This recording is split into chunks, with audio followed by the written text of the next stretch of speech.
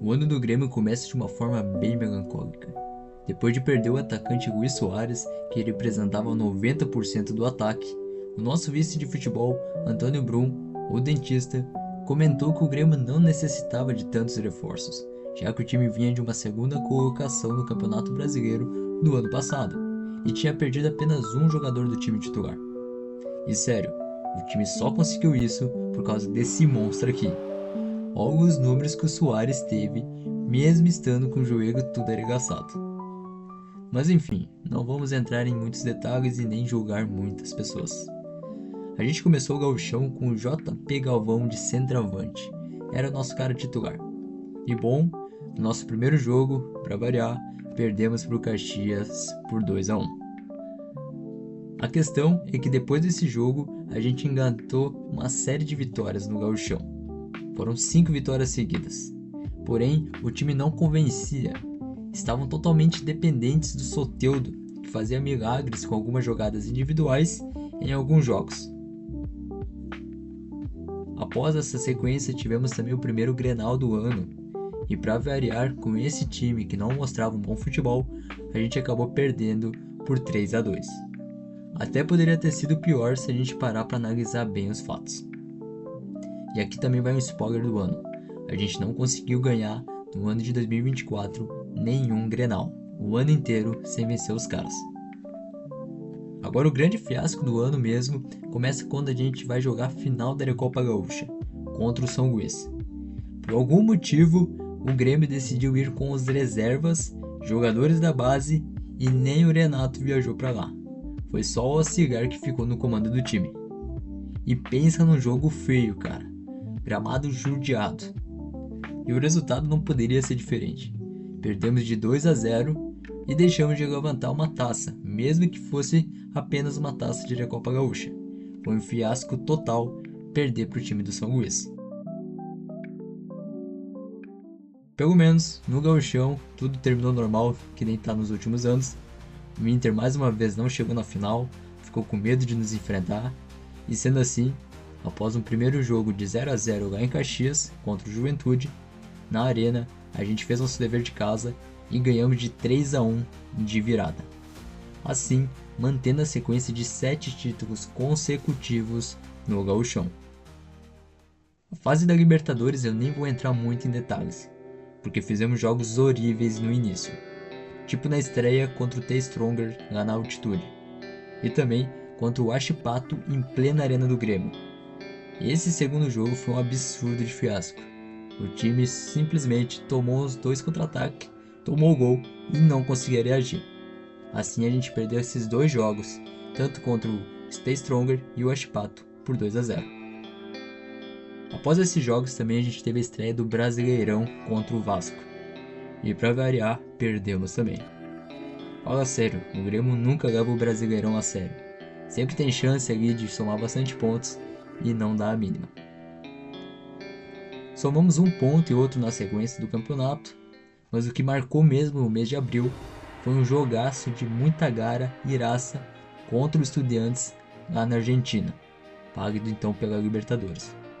Mesmo com um jogador a menos, a gente conseguiu fazer um gol e segurar o jogo, o que mantinha viva a esperança de jogar o mata-mata da Libertadores. E esse jogo aqui foi um jogaço. Porém, em maio começou as consequências de muita chuva no Rio Grande do Sul. Após algumas cidades registrarem cerca de 500 milímetros em torno de uma semana, várias pessoas, instituições e empresas foram afetadas. E no meio de tudo isso, o Grêmio também foi afetado, tendo a Arena e o CT fortemente atingidos pelas águas. Mas a situação da Arena foi muito mais delicada, ficando sem atuar 134 dias nela, porque ela ficou fechada durante esse período. Após praticamente um mês parado, o Grêmio volta a jogar contra o The Stronger no dia 29/5, valendo a vida para continuar na Libertadores. E em um jogaço no Couto Pereira, a alma copeira parecia presente novamente, e a gente terminou aquele jogo com uma vitória de 4-0. Um time que estava já há tanto tempo parado, foi um baita resultado. No mês seguinte, tivemos bons momentos na Libertadores, conseguindo a classificação para o mata-mata. Entretanto, a fase no Brasileirão já começava a ficar delicada, tendo 6 derrotas consecutivas. Se pegarmos em números de rodadas, a gente ficou 11 rodadas seguidas na zona do rebaixamento, o que fez um bom desgaste na relação entre treinador e torcida. E de fato, as enchentes prejudicaram muito o Grêmio, fazendo ser necessário jogar fora de Porto Alegre, precisando realizar muitas viagens seguidas também. Mas até depois da volta da Arena, que foi em setembro, o Renato, que era nosso atual treinador, continuava dando declarações que o mau desempenho se originava dessas circunstâncias. E sério, sempre repetindo a mesma coisa, quando outros times já estavam jogando melhor e também passaram por algo semelhante, pegava muito mal. Já estávamos mal na pontuação do Brasileirão e, como se não bastasse, no início de agosto já estávamos eliminados da Copa do Brasil, perdendo nos pênaltis para o Corinthians. Uma disputa de pênaltis horrorosa por parte dos jogadores do Grêmio. A cobrança da torcida não era só pela derrota ali nos pênaltis. Perder faz parte do processo. O problema era a falta de raça, a falta de jogar futebol no time. O time estava muito lento e desorganizado em campo. Fora que praticamente queriam levar o jogo para os pênaltis. Não estavam mais querendo fazer gol ou jogar bola. Era muito triste de ver o jogo e muito estressante também. Bom, isso aconteceu praticamente até a última rodada do campeonato. O time estava muito mal. O resumo final da ópera foi a Libertadores, e no primeiro jogo, no Couto Pereira, de forma épica, a gente virou a partida contra o Fluminense, mas no jogo da volta, mais uma vez, um time apático, querendo levar o jogo para os pênaltis. E qual que vai ser o resultado final? Mais uma eliminação. Também foi um joguinho bem triste, bem estressante de assistir.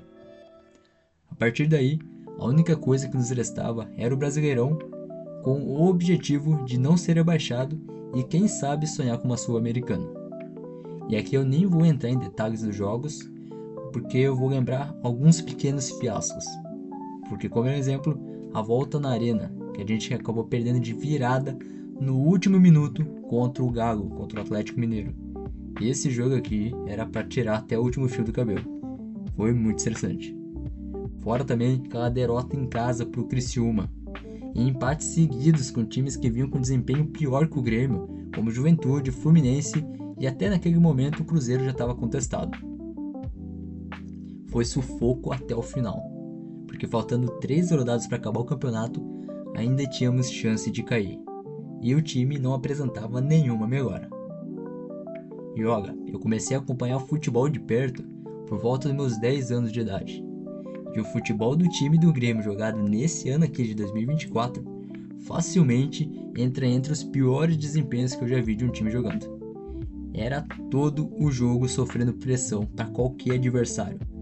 O Grêmio não conseguia bater à frente com ninguém, não conseguia ficar tocando bola, não conseguia chegar para finalizar, não conseguia segurar de nenhum jeito a bola.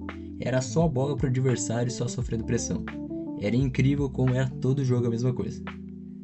Até mesmo se a gente pegar os últimos jogos na reta final do Brasileirão, que por alguma sorte ele conseguiu ganhar, se for pegar as estatísticas, o time adversário foi muito superior.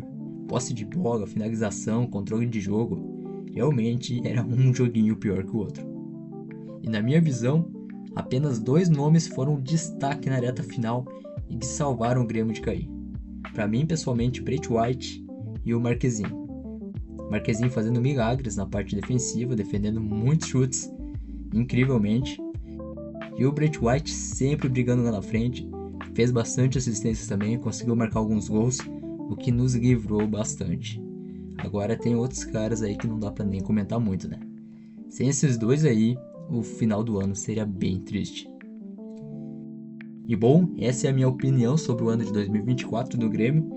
Tentei buscar de uma forma resumida, passar tudo o que aconteceu nesse ano, onde é que a gente perdeu, o que a gente ganhou de importante, jogos memoráveis, jogos piores, mas em geral é um ano para esquecer do futebol praticado, porque foi bem ruim. Mas e na sua visão, ficou faltando algo aqui nesse relato? Tem alguma coisa memorável que eu não mencionei? Deixe aí nos comentários.